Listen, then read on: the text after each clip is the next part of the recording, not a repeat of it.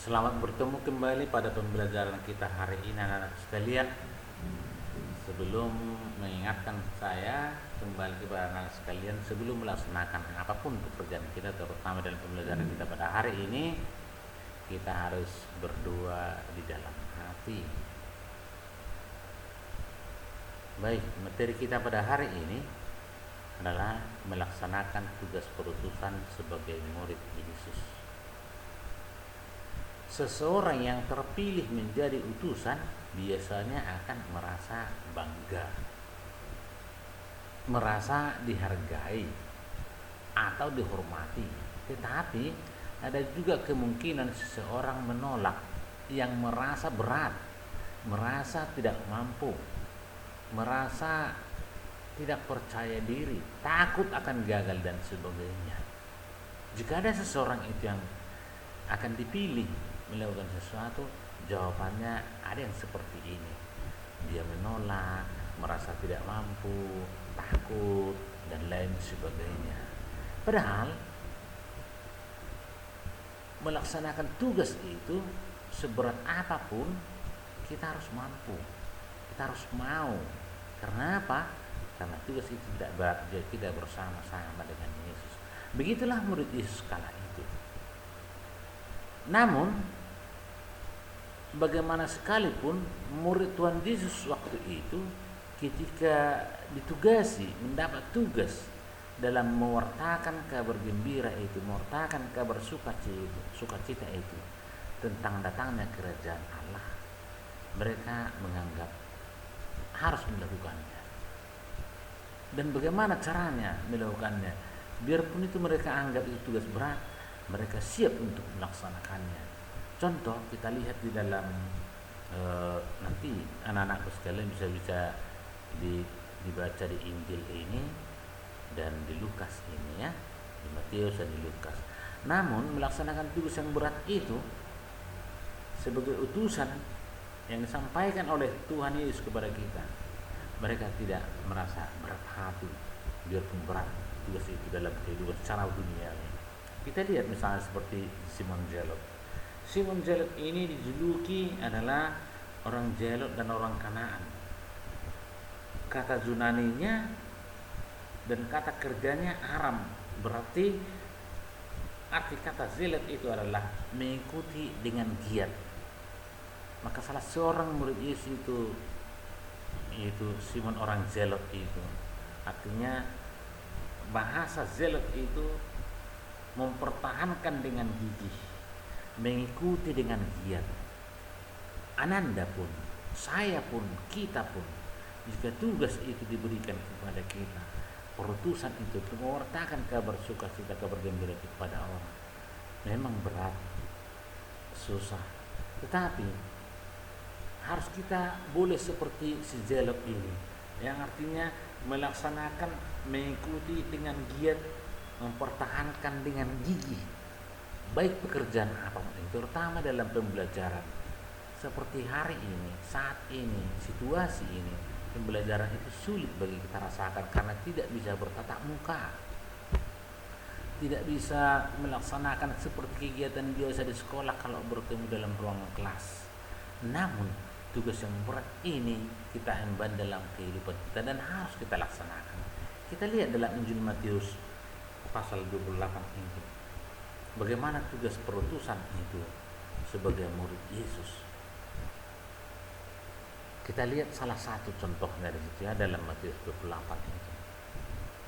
Ke-11 murid itu berangkat ke Galilea, ke bukit yang ditunjukkan oleh Yesus. Ketika melihat dia, mereka menyembahnya. Tetapi beberapa orang ada yang ragu-ragu.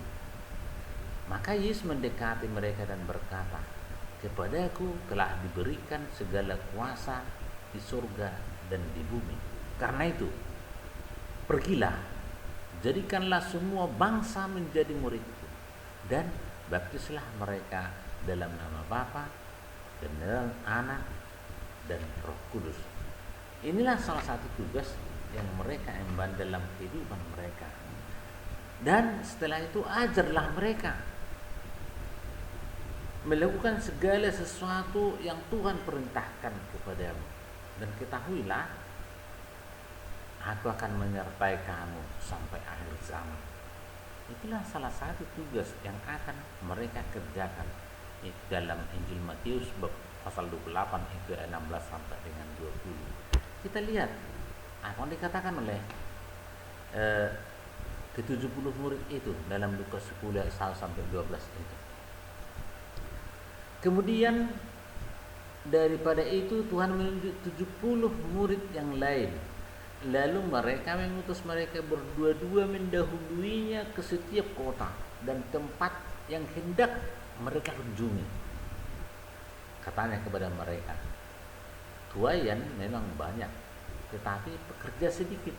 Karena itu mintalah kepada Tuhan yang mempunyai tuaian itu, supaya ia mengirimkan pekerja-pekerja untuk tuaian itu.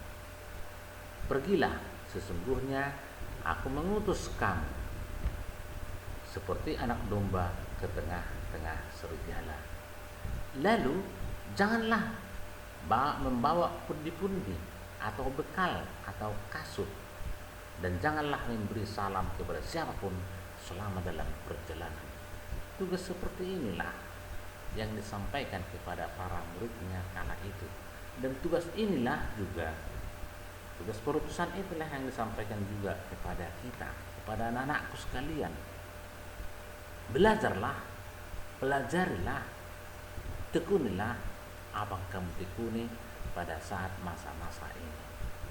Untuk itu anak-anakku sekalian, yang perlu kita pahami adalah sebagai berikut. Sebagai murid Tuhan Yesus, kita mendapat tugas perutusan mewartakan kabar gembira tentang datangnya kerajaan Allah. Datangnya kerajaan Allah ini berarti datangnya kedamaian, kerukunan, persaudaraan, keadilan, dan cinta kasih. Tugas perutusan yang kita terima dari Yesus mengandung risiko besar. Apa itu risiko besar? Mungkin orang lain tidak menerima kita, mungkin orang lain menolak kita, mungkin orang lain mengejek kita, dan lain sebagainya. Akan banyak hambatan dan tantangan, baik dalam diri kita sendiri maupun dari luar diri kita. Namun Yesus memberi jaminan bahwa Ia selalu menyertai kita. Artinya Ia akan selalu menjaga dan menolong kita. Yesus juga memperingatkan kita supaya jangan takut. Demikian dalam Matius itu ya. Ada berbagai macam cara yang dapat kita lakukan untuk menunjukkan tugas kita sebagai murid Kristus dalam hidup kita sehari-hari.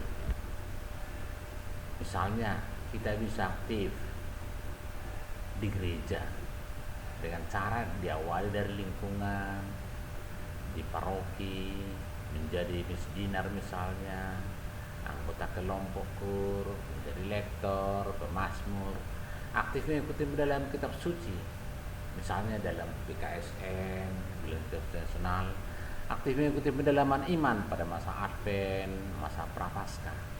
Kita juga menjadi pendamping sekolah minggu boleh, menjadi pembina iman di sekolah boleh, terlibat secara aktif dalam karya pelayanan sosial, misalnya mengunjungi panti asuhan, mengumpulkan dana untuk para kebutuhan dana, misalnya dapat kemalangan, dapat musibah, dan lain sebagainya.